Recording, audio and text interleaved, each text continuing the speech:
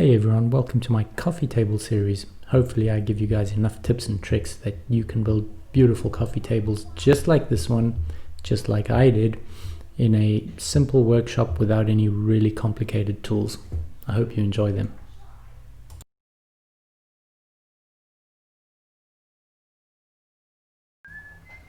So what you see me doing now is just measuring the halfway point for the thickness of the wood so I can drill a hole through vertically and put in some really nice thick screws. I'm going to over-engineer this and make sure there's really nice thick screws holding this whole thing together. You won't see any of them. One will be up against the bottom of the tabletop and the other one will be against the floor.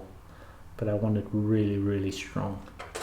So just putting a couple of big screws in, you'll see them later.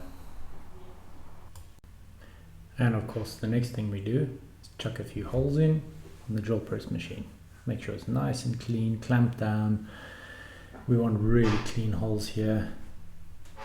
So we have to repeat this obviously 8 times.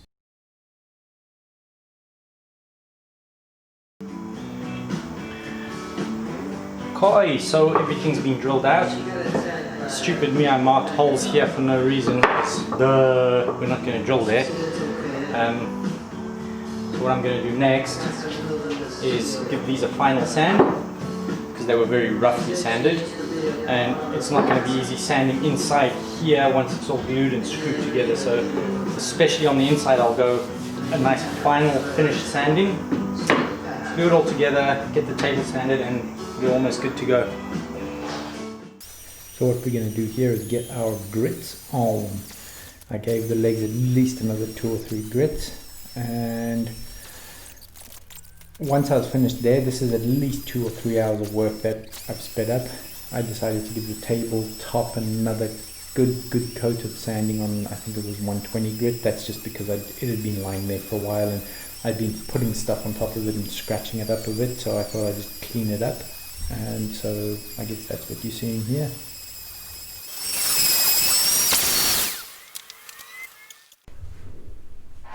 I guess the next piece of the puzzle is pretty much countersinking and drilling the holes to join the legs to the actual tabletop. So the piece you're seeing here is actually the piece that's going to be joined to the underside, or to the bottom of the table. And what I want to do here is just do a bit of a countersink with a Forstner bit so that we can put our demon bolts through and they sit flush. And once that's done, drill a hole straight through, and then we can attach that to the countertop.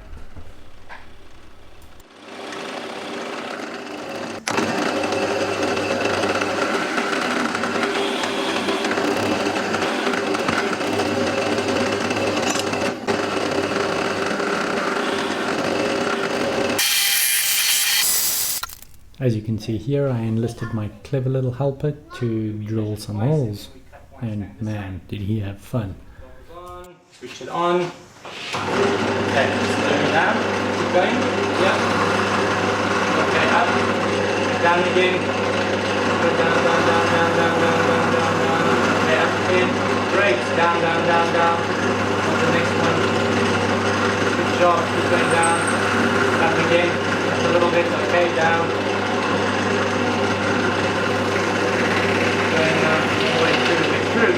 Yeah, we're through. Switch him off. Okay. It's time for the glue up. No. That's great. It's time for the glue up. What are we doing? We're lining up all the ones with the ones. See? That says 1L. We need a 1R. 3. 1R. No, 1L. 2L. 2R. 2R. See?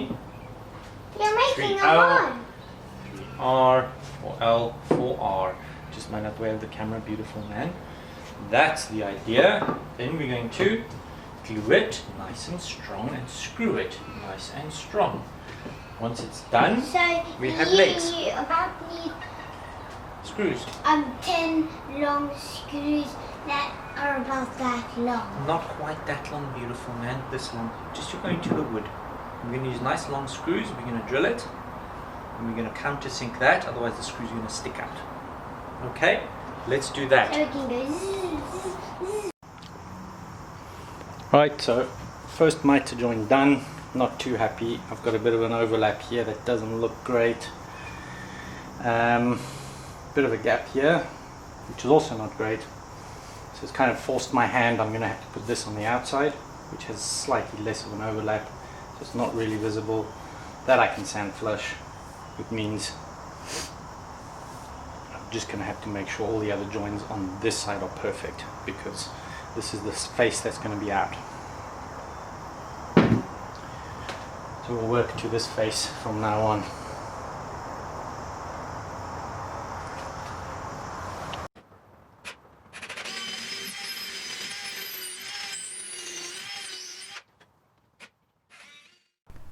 Okay, so you'll see this labeled as a big mistake, and there's a reason for that. What I'm referring to here is the fact that I'm screwing these legs together before the glue is actually dried. I just glued it, just clamped it, and decided to screw it in place thinking that the screws would hold as a clamp. And I'll explain later on why that's a mistake. That's what's pulling it skew.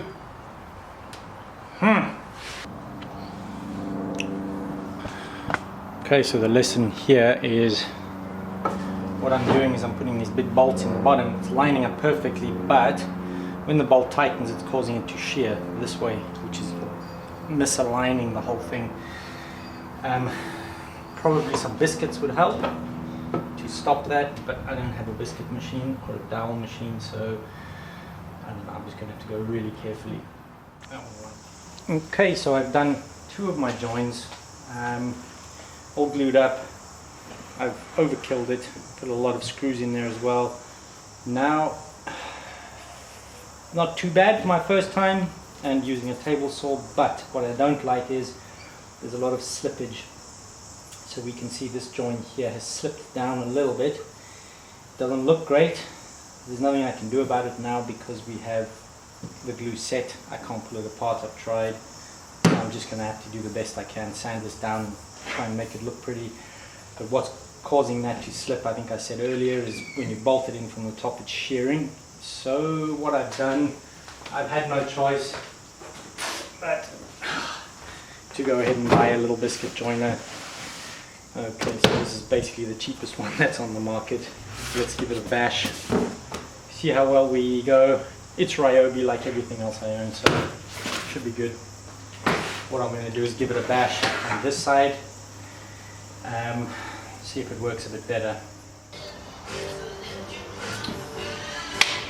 Okay, first one's done. So what have I learned from the first one? A lot, I guess. Number one is biscuits are not an alignment aid. Like, there's a bit of slop and they're not supposed to be used to line up joints. They don't really help with this pulling out of alignment. So that was I wouldn't say it's a waste of time. It does strengthen the joints a little bit maybe. The clamping technique I was using, I kind of started getting right towards the end. So it's just a matter of gentle pressure, both sides, keep adjusting till it's nice and straight.